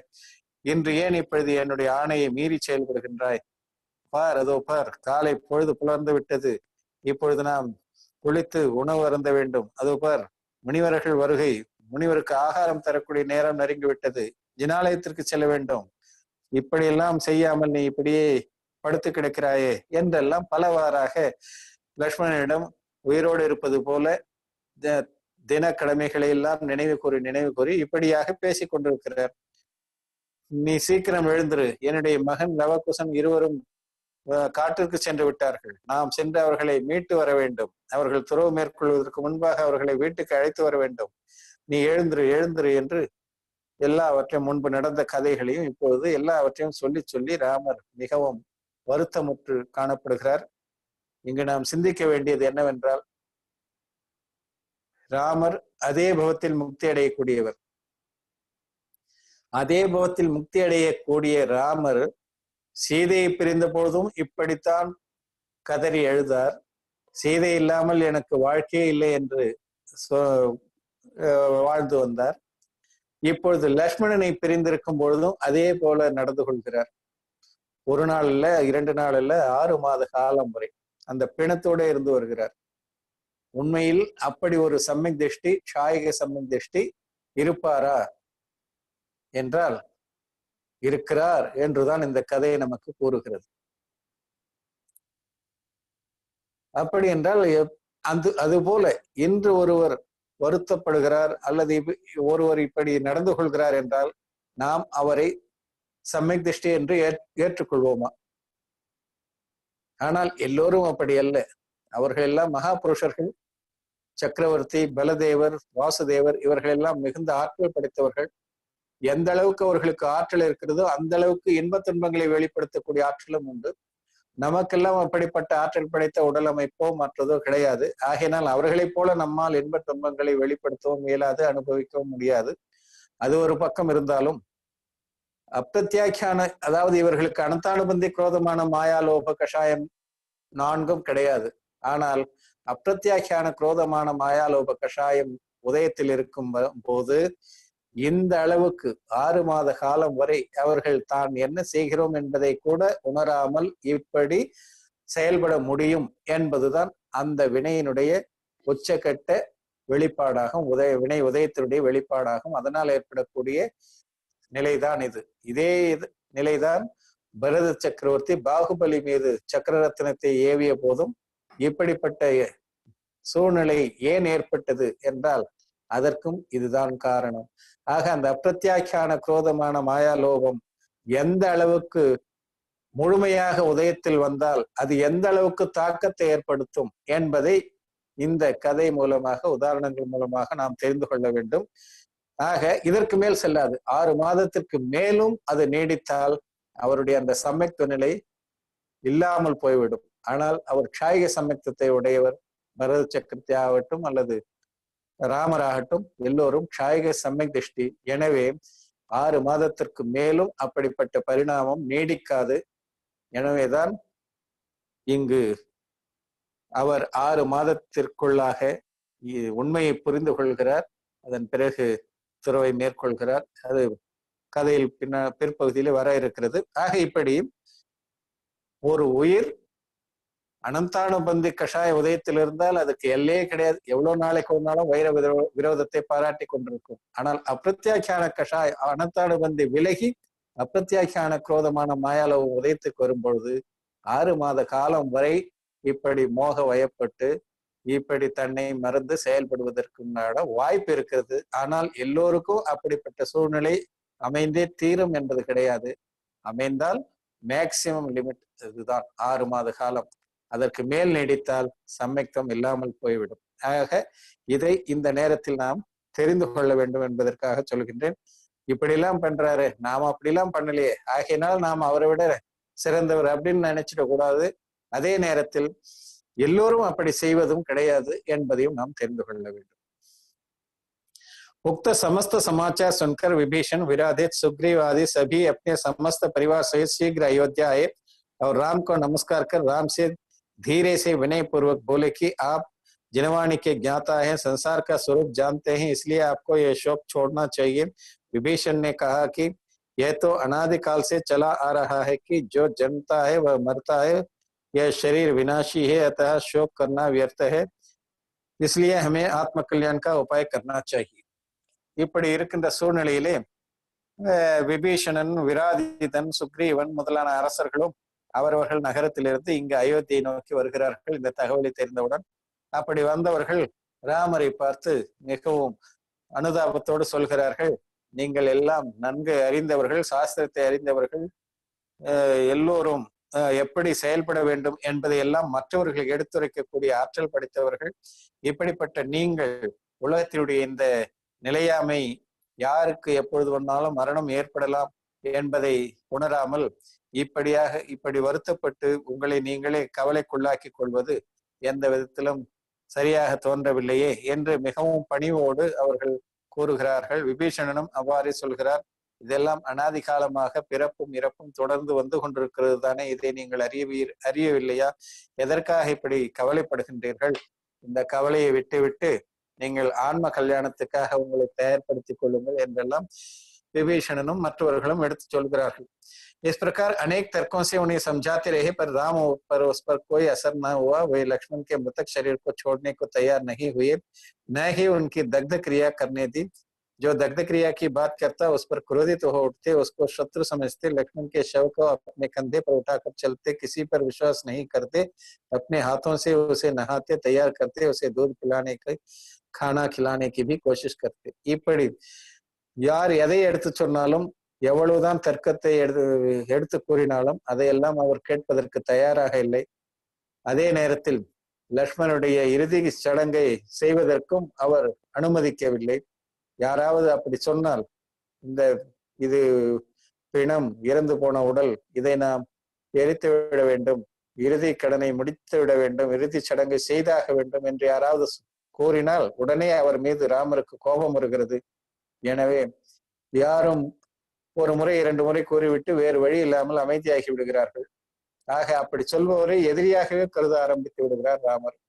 ஆக இதெல்லாம் சொல்லும் பொழுது நமக்கு தெரியாமல் யாராவது லக்ஷ்மணனை கொண்டு போய் எரித்து விடுவார்கள் என்ற எண்ணத்திலோ என்னவோ எப்பொழுதும் லக்ஷ்மணனை தன்னுடைய தோள் மீதே வைத்துக் கொண்டு எங்கு சென்றாலும் உடனே தோள் மீதே சுமந்து செல்வது, தானே தன் கைகளால் லக்ஷ்மணனை குளப்பாட்டுவது, அவருக்கு உணவளிப்பது, பால் கொடுப்பது, இப்படி போன்ற எல்லா செயல்களையும், தானே ஆடை அணிவிப்பது போன்ற எல்லா செயல்களையும் ராமரே செய்து கொண்டிருக்கிறார். லக்ஷ்மணனை உடலை கூட யாரும் தொட விடுவதில்லை. அப்படியெல்லாம் அவர் மீது இருக்கக்கூடிய பாசத்தின் காரணமாக இதையெல்லாம் தானாகவே செய்து கொண்டிருக்கிறார். जब यह वृत्तांत सारे राज्य में फैला कि लक्ष्मण मर गए, लव कुश मुनि हो गए और राम की दशा पागलों सी हो गई है, सो समस्त वैरी फिर सिर उठाने लगे। இப்படி லக்ஷ்மணன் இறந்து போன செய்தியும், லவகுஷர்கள் துறவை மேற்கொண்ட செய்தியும், ராமர் சுயநினைவின்றி லக்ஷ்மணன் மீது கொண்ட பாசத்தால் பித்து பிடித்தவர் போல் நடந்து கொள்வது, இந்த தகவல் எல்லாம் நார்த்திசையும் விரைந்து பரவி கொண்டிருக்கும் பொழுது எதிரிகள் இந்த நேரத்தை பயன்படுத்தி நாம் அயோத்தியை கைப்பற்ற வேண்டும் என்பதாக முயற்சி செய்கிறார்கள். அதிலே முக்கியமாக खरदूषण के बड़े पुत्र शंभु के भाई सुंद के पुत्र चारु रत्न ने इंद्रजित के पुत्र वर्णमाली के पास आकर कहा. அதிலே முக்கியமாக கரதூஷனுடைய பெரிய மகன் சம்போக், அவனுடைய சகோதரன் சுந்தன், அந்த சுந்தனுடைய மகன் சாரு ரத்னன். அந்த சாரு ரத்னன் இந்திரஜித்தினுடைய மகன் वर्णमालिயினிடம் சென்று இந்த தகவலை சொல்கிறார். हमारे पिता और दादा दोनों को लक्ष्मण ने मारा है. நம்முடைய தந்தை மற்றும் தாத்தாக்களை லக்ஷ்மணன் யுத்தத்திலே கொன்று விட்டான். हमारी पाताल लंका छीनी अतः रघुवंशी हमारे शत्रु है. நமது பாத்தாள லங்கையும் அவர்கள் நம்மிடம் இருந்து பறித்து கொண்டார்கள், எனவே ரகுகுலத்தில் பிறந்தவர்கள் நமக்கு எதிரி ஆவார்கள் என்றெல்லாம் அந்த சாரு ரத்னன் वर्णमालिயிடம் சென்று சொல்கிறான். இந்திரஜித்தினுடைய மகனாகிய वर्णमालिயிடம் சென்று சொல்கிறார். अभी लक्ष्मण को मेरे 11 पक्ष हो गए हैं, 12 वहां लगा है, राम पागल सा हो रहा है, भाई के मरे शरीर को कंधे पर लिए घूमता रहता है, अभी वह शस्त्र उठाने में समर्थ नहीं है, अतः अभी अयोध्या पर आक्रमण करने का सुनहरा मौका है. இப்பொழுது லக்ஷ்மணன் இறந்து விட்டான், அங்கு லவகுஷனும் இல்லை. ராமர் இப்படி லக்ஷ்மணனுடைய பிணத்தை சுமந்து கொண்டு இப்படி திரிந்து வருகிறார். ஆகினால் இந்த நேரத்தில் நாம் அவர்களை சென்று தாக்கினால் அவர்கள் ஒன்றும் செய்ய முடியாது, நாம் அயோத்தியை கைப்பற்றி விடலாம், இதுதான் தகுந்த காலம் என்று அவன் சொல்கின்றான். इस प्रकार इंद्रजित के बेटे व सुंदर के बेटे ने मिलकर रणभेरी बजा दी और अयोध्या की ओर कूच कर दिया. यह सुनकर सुग्रीव आदि सभी अधीनस्थ राजा राम के पास गए तो राम लक्ष्मण को कंधे पर लिए हुए ही लड़ने के निकल पड़े. அப்பொழுது இவர்கள் எல்லாம் இந்த இருவரும் சேர்ந்து போருக்காக முரசு அறிவித்து அயோத்தியை நோக்கி வந்து கொண்டிருக்கிறார்கள். அதை கண்ட சுக்ரீவன் முதலானோர் ராமனிடம் சென்று, உங்களுக்கு எதிரிகள் நிறைய தோன்றிவிட்டார்கள், உங்கள் மீது போர் தொடுக்க வருகிறார்கள் என்றெல்லாம் சொல்ல, ராமர் அப்பொழுதும் லக்ஷ்மணனை தோள் மீது சுமத்தி கொண்டே அவர்களோடு சண்டையிடுவதற்காக புறப்படுகிறார். उस समय कृतांत वक्रवा जटायु के जीव जो स्वर्ग में देव हुए थे वे के आसन कंपायमान हुए. अवधि ज्ञान जोड़ने पर जटायु के जीव को शत्रु द्वारा राम पर आई हुई विपत्ति का ज्ञान हुआ. இந்த நேரத்திலே ஜட்டாயு நமக்கு ஞாபகம் இருக்கும், இறுதி காலத்திலே ராமர் பஞ்சமந்திரத்தை உபதேசம் செய்து அந்த ஜட்டாயு தேவனாக போய் பிறந்திருக்கிறது. அதே போல கிருத்தாந்தவக்கன் சேனாபதி அவரும் தவ வலிமையால் சொர்க்கத்திலே தேவனாக சென்று பிறந்திருக்கிறார் என்பதை நாம் அறிவோம். அந்த ஜட்டாயுனுடைய உயிர், அதாவது தேவனாக இருக்கக்கூடிய சொர்க்கலோகத்தில் இருக்கக்கூடிய அந்த தேவன் அவர்களுடைய ஆசனம் ஆட்டம் கொள்கிறது. அதை கண்டவுடன் தன்னுடைய அவதி ஞானத்தால் சிந்தித்து பார்க்கிறான், ஏன் திடீரென நம்முடைய ஆசனம் ஆட்டம் காண வேண்டும் என்று. அப்பொழுது இந்த அயோத்தியில் ராமருக்கு எதிராக படையெடுத்து வருவோம் இந்த செய்தி அவதி ஞானத்தால் ஜட்டாயுவிற்கு அறியப்படுகிறது. அந்த தேவன் அறிந்து கொள்கிறான். अतः वह बहुत गुस्से में था. वह देखकर कृतांतवक्र के जीव ने जटायु के जीव से पूछा. அப்பொழுது அந்த தேவனுக்கு மிகுந்த கோபம் வருகிறது. அந்த கோபம் வருவதை கண்டவுடன் கிருத்தாந்தவக்ர உயிர், ஏன் இப்படி நீ கோபப்படுகிறாய் என்று ஜட்டாயு உயிரிடம் கேட்க, அந்த தேவனிடம் கேட்க, அதற்கு அந்த ஜட்டாயு தேவன் சொல்கிறார், राम ने मुझे अपने बेटे की तरह पाला और जन धर्म का उपदेश दिया, मरण समय नमोकार मंत्र सुनाया, जिस कारण मैं देव हुआ हूँ. अभी वे तो भाई के मरण के शोक में संतप्त है और शत्रु सेना उन पर चढ़ाई कर रही है. तब कृतांतवक्र के जीव ने अवधि ज्ञान जोड़कर कहा कि हे मित्र, पिछले भव में मेरे स्वामी थे, मैं उनका सेनापति था. जब मैंने मुनिव्रत लिया तो उन्होंने मुझसे कहा था कि आपत्ति में मेरी सहायता करना, था चलो मैं भी चलता हूँ. चौथे स्वर्ग से वे दोनों देव अयोध्या आए. இப்படி ஜட்டாயு தேவன் அந்த கிருத்தாந்தவக்ரனிடம் சொல்ல, கிருத்தாந்தவக்ரனும் ஜட்டாயும் ஒரே சொர்க்கத்தில் 4வது சொர்க்கத்தில் இருக்கிறார்கள்.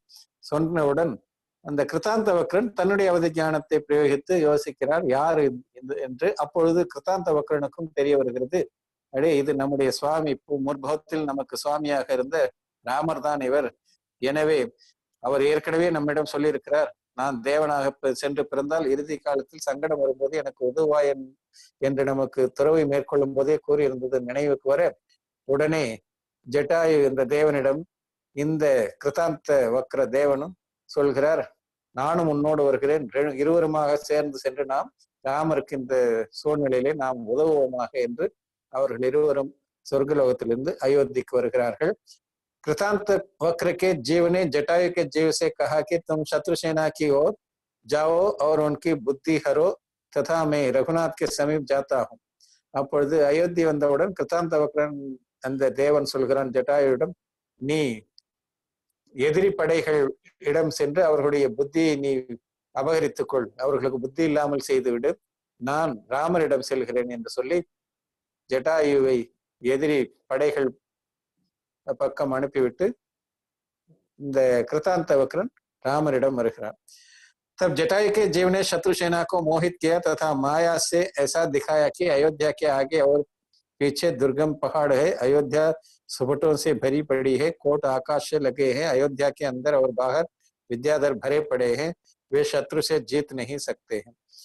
அப்பொழுது அந்த ஜட்டாயு அங்கு சென்று எல்லோரையும் மயக்கி அவர்களுடைய புத்தியை எல்லாம் மாயையால் மயக்கி அங்கு சொல்கிறார், அயோத்தியின் இரு பக்கமும் மிகவும் மிகவும் உயரமான மலைகளும் காடுகளும் இருக்கின்றன, அதை கடந்து செல்வது என்பது மிகவும் எளிதல்ல, அதோடு மட்டுமல்ல அயோத்தியில் வித்யாதரர்களும் நல்ல வீரர்களும் முழுமையாக நிரம்பப்பட்டிருக்கிறார்கள், அந்த அயோத்தி மாநகரத்தினுடைய மதில்கள் எல்லாம் ஆகாயம் அளவுக்கு உயர்ந்தவை, அதை தாண்டி யாரும் எளிதில் செல்ல முடியாது, இப்படி எல்லாம் சொல்லி அந்த வித்யாதரர் அங்கிருந்து வந்தவர்களை எதிரிகளை அவர்களுடைய பிரெயின் வாஷ் என்று சொல்வார்களே அப்படி அவர்களுடைய மூளையை செலவு செய்து ஒரு வாராக அவர்களை பயமுறுத்தி திரும்ப செய்வதற்கான முயற்சிகளை அவர் செய்து கொண்டிருக்கிறார்.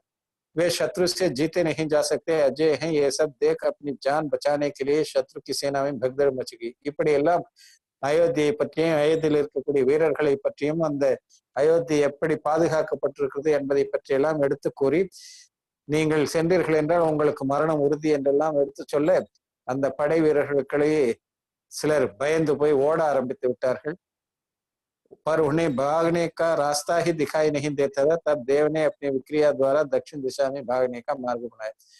எந்த பக்கம் ஓடி செல்வது வழி தெரியாமல் திண்டாடி கொண்டிருந்தார்கள். அப்பொழுது அந்த ஜட்டாயு தேவன் அவர்களுக்கு தென் பக்கமாக வழியை காட்டி, இந்த வழியில் நீங்கள் செல்லுங்கள் என்று மாயாலே வழிவகுத்து அவர்களுக்கு தென் திசை நோக்கி ஓட வைத்து விட்டார். कुछ दूर जाकर इंद्रजीत के पुत्र ने सोचा कि अब हम विभीषण को क्या उत्तर देंगे और लोक में क्या मुंह दिखाएंगे. यह सोचकर लज्जावान होते हुए सुंदर के पुत्र और इंद्रजीत के पुत्र ने रतिवेग नामक मुनि के निकट जाकर दीक्षा ले ली.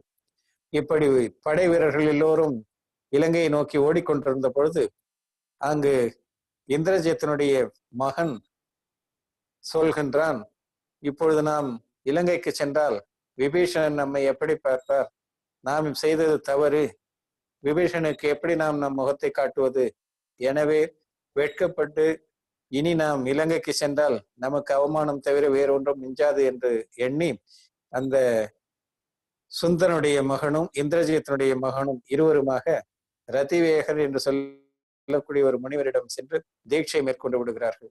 तब जटायु के जीव ने उन मुनियों के दर्शन कर अपना समस्त वृत्तांत कहा तथा काफी மாஃபி மாங்கர் அயோத்தியா லோட்டாய. அப்பொழுது அந்த ஜட்டாயு என்று சொல்லக்கூடிய அந்த தேவனாக இருக்கக்கூடிய அந்த தேவன் அவனும் அந்த முனிவரை பார்த்து தரிசனம் செய்து வணங்கி, தான் செய்தது தவறு, இது எதற்காக செய்தேன், ஆக இப்படி நான் செய்திருக்க கூடாது என்றெல்லாம், அதாவது உயிர்களை அஞ்சு ஓடச் செய்வது, அவர்களுக்கு பொய்யான தகவலை தந்து இப்படி எல்லாம் செய்தது தவறு, இப்படி செய்திருக்க கூடாது, அதற்காக என்னை மன்னித்தருளுங்கள் என்று முனிவரிடம் மன்னிப்பை கேட்டு வணங்கி மீண்டும் அயோத்திக்கு சென்று விடுகிறார் அந்த ஜட்டாயு தேவன்.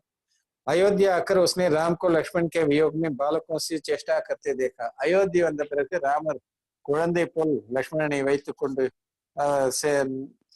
இப்படி எல்லாம் அழுவதை பார்த்த போது उन्हें समझाने के लिए कृतांत वक्र का जीव सूखे वृक्ष को पानी से सींचने लगा.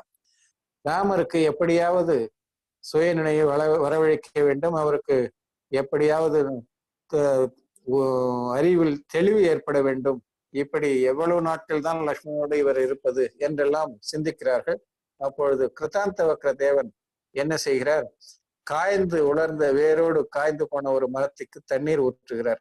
जटायु का जो भी मरे हुए बेलों का हल रखकर शिला के ऊपर बीज बोने का प्रयास करने लगा. இதே போல ஜட்டாயு ஜீவனும் எல்லாம் மாயையால இரண்டு எருதுகளை பூட்டி ஏர் பூட்டி அது பாறை மீது ஏர் ஓட்டி அந்த பாறை மீது விதை விதைக்கிறதுக்கான முயற்சியை ஜட்டாயு தேவன் செய்து கொண்டிருக்கார். कुछ समय बाद कृतांत वक्र का जीव जल से भरे मटके को बिलोने लगा. சிறிது நேரம் இதெல்லாம் பார்த்தும் ராமருக்கு எந்த ரியாக்ஷனும் இல்லை. அதன் பிறகு கிருத்தாந்த வக்ரன் வேறு உபாயத்தை செய்கிறார். தண்ணீரால் நிரப்பப்பட்ட குடத்தை மத்து போட்டு கடைகிறார் வெண்ணெய்க்காக. ஜட்டாயு கா ஜெய் பாலு கோ காணி மே பேல்னே லகா. ஜட்டாயு தேவன் என்ன செய்கிறார்? செக்கிலே மணலை போட்டு எண்ணெய் வரவழைக்க வேண்டும் என்று முயற்சி செய்வது போல காட்டுகிறார். इस प्रकार अनेक प्रकार के निरर्थक कार्य उन दोनों देवों ने राम के सामने की. இப்படி எவ்வளவோ செயல்கள், பைத்தியக்காரமான செயல்கள் மாயையால் செய்து ராமரை வழிக்கு கொண்டு வரும் என்பதற்காக இப்படி எல்லாம் செய்கிறார்கள். ये देखकर राम उन दोनों से क्रमशः बोले, तुम तो बहुत मूर्ख हो, सूखे वृक्ष में पानी सींचने से क्या होगा. அப்பொழுது இவர்களை பார்த்து ராமர் சொல்கிறார், இந்த காய்ந்து போன உலர்ந்து போன மரத்துக்கு நீர் பாய்ச்சுவதால் இந்த மரம் என்ன ஆகும்? இது என்ன மீண்டும் துளுத்து வருமா? இது முட்டாள்தனமான வேலையை செய்கிறாயே என்கிறார். அதே போல இறந்து போன எருதுகளை ஏற்பூட்டி இந்த பாறை உழுவதால் என்ன ஆகும்? இது ஏதாவது சாத்தியமாகுமா என்றெல்லாம் அவர்களை முட்டாள், நீங்கள் இப்படி எல்லாம் செய்கிறீர்களே என்று கடிந்து கொள்கிறார் ராமர். इसी प्रकार शिला के ऊपर बीज बोने से क्या होता है? बालों को पेलने से तेल नहीं निकलता, अतः ये सब कार्य व्यर्थ है. அதே போல பாறை மீது விதை விதைப்பதாலோ அல்லது செக்கில் மணலை போட்டு ஆட்டுவதாலோ எண்ணெய் கிடைக்குமா? இதெல்லாம் வீணான செயல் என்பதாக ராமர் சொல்லுகிறார். அப்பொழுது அவர்கள் இருவரும் ராமருக்கு சொல்கிறார்கள், तवे दोनों बोले कि तुम भी भाई के मरे हुए शरीर को लेकर घूमते हो, उससे क्या फायदा. यह सुनकर लक्ष्मण के शरीर को गाढ़ आलिंगन करते हुए राम क्रोधित होकर बोले, तुम मेरे भाई के लिए अनर्गल शब्द क्यों कहते हो. அப்போது இந்த இருவரும், இந்த தேவர்கள் இருவரும் ராமருக்கு சொல்கிறார்கள், நாங்கள் செய்வது வீண் என்றால் நீ இறந்து போன பிணத்தை உன் தோள் மீது சுமந்து கொண்டு சுற்றித் திரிகிறாயே, இது எந்த விதத்தில் நியாயம் என்று கேட்கிறார்கள். அப்பொழுது லக்ஷ்மணனை மிகவும் அழுத்தமாக பிடித்துக் கொள்கிறார் ராமர். இவங்க யாருன்னா நம்ம தம்பியை நம்ம கிட்ட இருந்து வலியை அபகரித்து சென்று விடக்கூடாது என்ற அச்சத்திலோ என்னவோ நன்றாக ஆற தழுவி கொள்கிறார் லக்ஷ்மணன் உடலை. அப்படி தழுவி கொண்டு அழுத்தமாக பிடித்து கொண்டு, நீங்கள் இருவரும் என்னுடைய சகோதரரை இப்படி சொல்வது சரியல்ல, இப்படியெல்லாம் நீங்கள் ஏன் உளறுகிறீர்கள், என் சகோதரன் உயிரோடுத்தான் இருக்கிறான் என்றெல்லாம் இப்படி அவர்களுக்கு மறுப்பு தெரிவிக்கிறார் ராமர். इस प्रकार कृतांत वक्र के जीव में और राम में विवाद चल ही रहा था कि जटायु का जीव एक मुर्दा को सिर पर लेकर आया. तब राम बोले, मुर्दा को सिर पर रखकर क्यों घूमते हो. இப்படி கிருத்தாந்த வக்ர தேவனுக்கும் ராமருக்கும் சர்ச்சை நீண்டு கொண்டு செல்லும் பொழுது திடீரென அந்த ஜட்டாயு என்ன செய்கிறார்? ஒரு இறந்து போன பிணத்தை தன் தலை மீது சுமந்து கொண்டு ராமருக்கு முன்பாக வந்து நிற்கிறார். அதை பார்த்தவுடன் ராமர் கேட்கிறார், உனக்கு என்ன மூளை இல்லையா?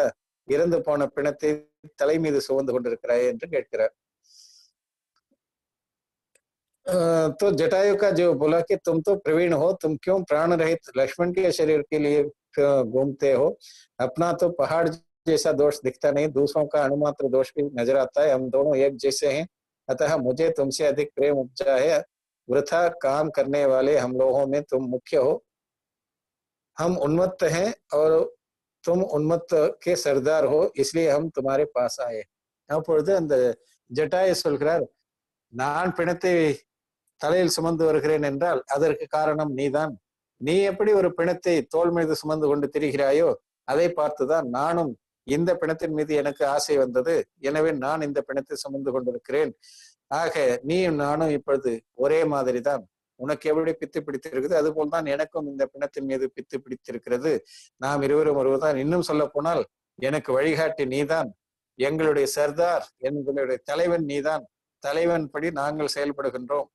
எனவேதான் உன்னை தலைவனாக ஏற்று நாங்கள் உம்மிடம் வந்திருக்கின்றோம் என்றெல்லாம் அந்த ஜட்டாயு எப்படியெல்லாம் पुरिय வைக்க முடியுமோ அப்படியெல்லாம் पुरिय வைத்துக் கொண்டிருக்கிறார். इस प्रकार उन दोनों देव मित्रों के वचन सुनकर राम का मोह भंग हुआ, उन्हें तत्व ज्ञान मिला। वे मन में सोचते हैं कि मनुष्य का जीवन तो क्षण मात्र में नष्ट हो जाता है। चतुर्गति संसार में भ्रमण करते मैंने अत्यंत कठिनाई से मनुष्य भव पाया है और इसे मोह में व्यर्थ ही खोया। इस संसार में भाई पुत्र स्त्री आदि ये तो क्षण मात्र में विघटित हो जाने वाले हैं। இப்படி ஜட்டாயு பிணத்தை காட்டி நீயும் நானும் ஒன்றுதான் என்றெல்லாம் கூறி, நீ எங்களுக்கு தலைவன், நீ வழிகாட்டியபடிதான் நாங்கள் செல்கிறோம் பார் என்றெல்லாம் சொல்லி மடக்கி பிடித்த பிறகுதான் ராமருக்கு மெல்ல மெல்ல நாம் செய்வது தவறு என்று உணர்ந்து, இப்படி நான் நடந்து கொண்டேனா இவ்வளவு நாள் என்றெல்லாம் நினைத்து, இந்த வாழ்க்கை நிலையற்றது, இந்த பந்தம் பாசம் உறவு இவையெல்லாம் நிலையற்றது, இந்த பாசங்களுக்காக உட்பட்டு இந்த பாசத்தில் பின்னப்பட்டு நான் இதுவரை 4 கதைகளில் உழன்று இப்படி தாங்கோனா துன்பத்தை எல்லாம் அனுபவித்துக் கொண்டு வந்திருக்கின்றேன். இனி இந்த மோக வலையில் நான் விழமாட்டேன், இப்படி விழுந்து விழுந்து துன்பப்பட மாட்டேன். மனைவி மக்கள் சகோதரர் எல்லோருமே கணப்பொழுதில் நம்மை விட்டு பிரியக்கூடியவர்கள் தானே தவிர நம்மோடு எப்பொழுதும் उड़न வருபவர்கள் அல்ல என்றெல்லாம் சிந்திக்கலாயினர். राम को प्रतिबुद्ध देखकर दोनों देव माया दूर कर अपने असली रूप में आ गए और लोगों को आश्चर्य प्रदान करने वाली स्वर्ग की विभूति दिखाने लगे.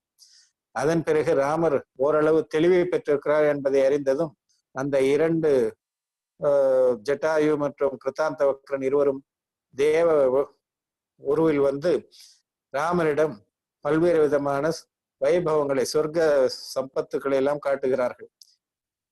இதையெல்லாம் காட்டினால் ஒருவேளை ராமர் மீண்டும் இந்த வைபவத்திற்காக மயங்கி மீண்டும் பிற இல்வாழ்க்கையிலே ஈடுபடுவாரோ என்ற எண்ணத்திலே அவ்வாறு காட்டுகிறார்கள்.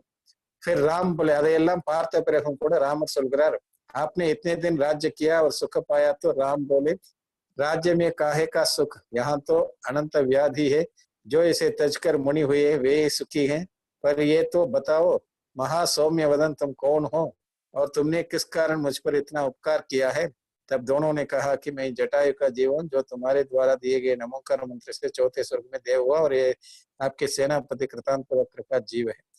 அப்பொழுது அந்த சொர்க்க வைபவங்கள், சொர்க்க சுகங்கள், அந்த வைபவங்கள் விபூதிகளை எல்லாம் காட்டி ராமரிடம் சொல்லும் பொழுது, நீ இதையெல்லாம் வைத்துக்கொண்டு இன்னும் ராஜ்யத்தை சுகமாக ஆளலாம் என்றெல்லாம் அந்த ரத்தினங்கள் வைடூரியங்கள் எல்லாவற்றையும் சொர்க்கத்து சுகங்களை எல்லாம் காட்டினாலும் ராமர் இதெல்லாம் இனி எனக்கு தேவையில்லை, நான் எத்தனையோ முறை இப்படிப்பட்ட ராஜ்ய சுகங்களை எல்லாம் அனுபவித்திருக்கின்றேன், இனி இந்த ராஜ்யத்தால் எனக்கு எந்தவித சுகமும் கிடைக்கப் போவதில்லை, இந்த அரசாட்சி என்பது அனந்த வியாதிகளுக்கு இருப்பிடமாகும், அனந்த பிணிகளுக்கு இருப்பிடமாகும், இதனால் நான் பட்டது போதும், இனி நான் இப்படிப்பட்ட இன்பத்தை, இந்த புலன் சார்ந்த இன்பங்களை நான் அடைவதற்கு தயாராக இல்லை. யார் துறந்து சென்றார்களோ உண்மையிலே அவர்கள்தான் இன்பத்தை அடைகிறார்கள், நான் இந்த அரண்மனையிலிருந்து பட்டதெல்லாம் போதும் என்றெல்லாம் கூறி அதன் பிறகு சொல்கிறார், உங்களை பார்த்தால் மிகவும் தெய்வீகத்தன்மை புரிந்தவர்களாக இருக்கிறீர்களே, நீங்கள் யார், எதற்காக எனக்காக இப்படியெல்லாம் இவ்வளவு கஷ்டத்தை ஏற்று எனக்கு இப்படிப்பட்ட ஒரு உபகாரத்தை செய்தீர்கள் என்று வினவ, அப்பொழுது இருவரும் சொல்கிறார்கள், நான் ஜட்டாயு, ஜட்டாயு என்னை நீங்கள் மகன் போல வளர்த்து இறுதி நேரத்தில் பஞ்சமந்திரம் கூறியதன் காரணமாக நான் இப்பொழுது 4வது சொர்க்கத்திலே தேவனாக இருக்கின்றேன். இதோ இருக்கிறாரு, இது உங்களுடைய சேனாபதி கிருத்தாந்தவக்ரன், இவரும் தவம் துறந்து தவம் எய்தி அதன் மூலமாக 4வது சொர்க்கத்தில் என்னோட தேவனாக இருக்கிறார் என்று அவர்கள் தங்களை அறிமுகப்படுத்திக் கொள்கிறார்கள். राम ने कहा, तुम दोनों मेरे परम मित्र हो, तुमने मुझे संबोधा, यही तुम्हारे योग्य था. அப்பொழுது ராமர் சொல்கிறார், நீங்கள் இருவரும் என்னுடைய நெருங்கிய நண்பர்கள், நல்ல நேரத்தில் வந்து நீங்கள் உதவி புரிந்தது நட்புக்கு ஏற்ற இலக்கணமாகும் என்றெல்லாம் சொல்லுகிறார். फिर उन्होंने सरयू नदी के किनारे लक्ष्मण की दाह क्रिया की और शत्रुघ्न को राज तिलक करने की इच्छा से उनसे बोले कि मैं तो मुनिवृद्धात सिद्ध पद प्राप्त करना चाहता हूँ, तुम इसे संभालो. அப்பொழுது லக்ஷ்மணனை சரியு நதி கரைக்கு அருகாமையிலே அந்த இறுதிச் சடங்கை முடித்துவிட்டு பிறகு சத்ருகனனை அழைத்து அயோத்தி மாநகரத்துக்கு அரசாட்சியை ஒப்படைப்பதற்காக, ராஜதிலகம் செய்வதற்காக, ராஜாபிஷேகத்திற்காக அழைக்கின்றார். அப்பொழுது சத்ருக்னனும் அந்த அரச பொறுப்பை ஏற்பதற்கு மறுக்கிறார். அவரும் சொல்கிறார், இந்த பிடிப்பட்ட அரச போகத்தால் எனக்கும் நிம்மதி கிட்டவில்லை, நானும் இந்த சுகத்தை அனுபவிக்க தயாராக இல்லை, இதுவரை அனுபவித்தது போதும், நானும் உங்களோட துறை மேற்கொள்ள இருக்கிறேன் என்று சொல்ல, அதன் பிறகு राम ने अनंग लवन के पुत्र अनंत लवन को राज्य दिया और दीक्षा लेने हेतु चल दी. அதன் பிறகு வேறு வழி இல்லாமல் அனங்க லவன், அதாவது லவன், லவகுஷர் நாம் தெரிந்திருப்போம். அந்த லவகுஷர்கள் துறவை மேற்கொண்டு விட்டார்கள். லவகுஷர்களில் லவன் பெரியவன் என்ற காரணத்தினால் லவனுடைய மகனாகிய அனந்தலவன் என்பவருக்கு, அதாவது அனங்கலவனுடைய மகன் அனந்தலவனுக்கு அரசாட்சியை தந்து தீட்சை மேற்கொள்வதற்காக சென்று விடுகிறார். राम के साथ ही विभीषण सुग्रीव आदि ने भी अपना अपना राज्य अपने अपने बेटों को देखकर दीक्षा ले ली. அதே போல ராமர் துறவை மேற்கொள்வதை கண்ட விபீஷணன், சுக்ரீவன் முதலானோரும் தன்னுடைய அரசாட்சியை தன்னுடைய மகன்களிடம் ஒப்படைத்து விட்டு அவர்களும் दीक्षाயை மேற்கொள்கிறார்கள். जब रामचंद्र जी ने चारण रिद्धिधारी के धारी सुव्रत महाव्रत मुनिराज के पास जाकर जन दीक्षा ली, तब देवों ने पंचाचर्य किए. रामर சாரண் ரித்தியுடைய சூவிரத்தர் மகாவிரத்தர் என்று சொல்லக்கூடிய 2 சாரண பரமேஸ்வரிகளிடம் சென்று ஜனதீட்சையை மேற்கொள்கிறார். அப்பொழுது தேவர்கள் பஞ்சாச்சரியம் போகிறார்கள். கிருதாந்த வக்ர வா ஜட்டாயுக்கிய ஜீவனேபி பரம உற்சவக்கிய. அப்பொழுது அங்கிருந்த கிருதாந்த வக்ர தேவனும் ஜட்டாயு தேவனும் கூட மிகவும் மகிழ்ச்சியுற்று அந்த தீட்சா உற்சவத்தை மிகவும் கொண்டாடினார்கள்.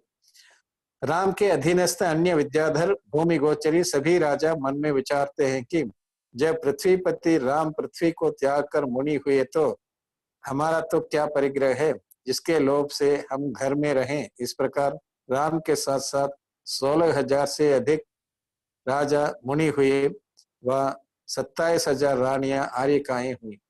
ராமர் துறவை மேற்கொண்டதை கண்ட வித்யாதராசர்களும் மற்றும் இந்த பூமியில் ஆளக்கூடிய மற்ற சாதாரண மனித அரசர்களும் இவர்கள் எல்லோரும் சிந்திக்கிறார்கள், இந்த மிகப்பெரிய சாம்ராஜ்யத்துக்கு சொந்தக்காரராகிய ராமரே துறவை மேற்கொண்ட பிறகு நாம் எல்லாம் அரசர் என்று சொல்லிக் கொள்வதில் என்ன இருக்கிறது என்று கருதி ராமரோட ஏறக்குறைய 16,000 அரசர்கள் துறவை மேற்கொண்டு விடுகிறார்கள். அதே போல 27,000 அரசிகள் ஆரிகை தீட்சையை மேற்கொள்கிறார்கள். இவ்வாறாக 27,000 அரசிகள். அங்கே அப்பவும் பாருங்க, ராமர் காலத்துல கூட ஆண்களை விட பெண்கள் அதிகமாக ஆர்வத்தில் ஈடுபாட்டை காட்டி இருக்கிறார்கள். 16,000 அரசர்கள் தீட்சையை மேற்கொள்கிறார்கள். ஆனால் 27,000 அரசிகள் ஆரிகை துறவை மேற்கொள்கிறார்கள். இவ்வாறாக ராமர் அறப்பயணத்தில் முக்தி மார்க்கத்தில் துறவை மேற்கொண்டு சாதனை புரிய இருக்கிறார். ஆக இப்பொழுது அவர் அரசராக இல்லாமல் முனிவர் பதத்தை மேற்கொண்டிருக்கிறார். இவ்வாறாக இந்த 20ஆம் நாள் கதை நிறைவு பெறுகிறது. இன்னும் ஒரு நாள் கதை மட்டும் இப்பொழுது பாக்கி இருக்கிறது, 21ஆம் நாள் கதை. அந்த 21ஆம் நாள் கதை இப்பொழுது முடிக்க இயலாத சூழ்நிலை.